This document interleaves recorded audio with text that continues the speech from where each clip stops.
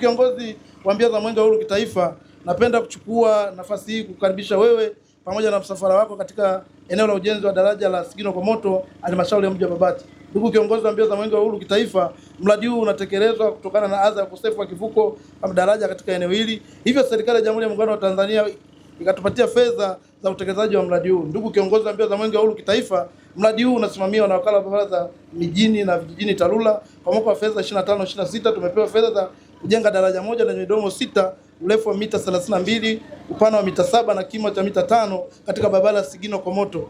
Mradi huu utagharimu kiasi cha shilingi milioni 904, milioni 250. Muda wa ujenzi wa mradi huu ni miezi 6, ambapo utekelezaji ulianza tarehe 27 Novemba 2025 na ulitarajiwa kukamilika tarehe 26 mwezi wa 5 2026, ambapo kwa sasa mradi huu unatarajiwa kukamilika tarehe 26 Agosti 2026. Ndugu kiongozi wa mbio za Mwenge wa Uhuru kitaifa, tunashukuru serikali ya awamu ya 6 inayoongozwa na Mheshimiwa Dr. Samia Suluhu Hassan, Rais wa Jamhuri ya Muungano wa Tanzania, kwa kutupatia fedha za ujenzi wa mradi huu wa daraja. Ndugu kiongozi wa mbio za Mwenge wa Uhuru kitaifa, kwa heshima na taadhima, tunaomba uone, ukague na kutokea jiwe la msingi mradi wetu. Tanzania ni yetu sote, tushikamane kwa pamoja na kuleta maendeleo. Mwenge wa Uhuru oye! Babati, Mwenge wa Uhuru ulipofika hapa umepokea taarifa na umekagua mradi wetu. Mradi unaendelea vizuri. Daraja limeshafungwa, linaendelea kumaliziwa kwa upande wa mbele na nyuma, na hapa chini wanaendelea kusuka ili daraja liweze kukamilika. Mheshimiwa Kaimu Mkuu wa Wilaya ya Babati, kipekee sana tunamshukuru Mheshimiwa Rais Daktari Samia Suluhu Hassan kwa jinsi ambavyo anaendelea kuboresha miundombinu ya barabara. Hapa ameleta fedha nyingi baada ya kusikia kuna adha ya wananchi wa Komoto kuvuka kuelekea Sigino.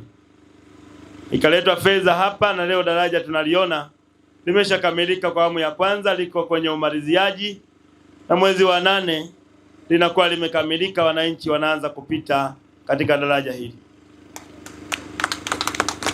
Na Mheshimiwa Rais hajafanya tu hapa Babati. Ni madaraja mengi ambayo wananchi walikuwa na adha katika maeneo mbalimbali. Mheshimiwa Rais kapeleka fedha.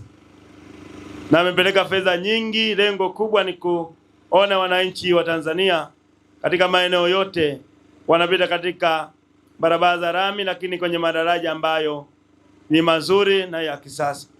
Daraja ndiyo hilo linatengenezwa, basi tulitunze ili lidumu, litumike sasa na katika vizazi vijavyo. Baada ya kusema hayo, Mheshimiwa Kaimu Mkuu wa Wilaya ya Babati, niseme tu kwamba Mwenge wa Uhuru umefurahishwa sana. Ili kuwa mwanafamilia bora wa Global TV, usisahau kusubscribe, like, kushare na kucomment. Baada ya kusubscribe, bonyeza alama ya kengele ili kupata taarifa kwa kila video inayopanda Global TV Online.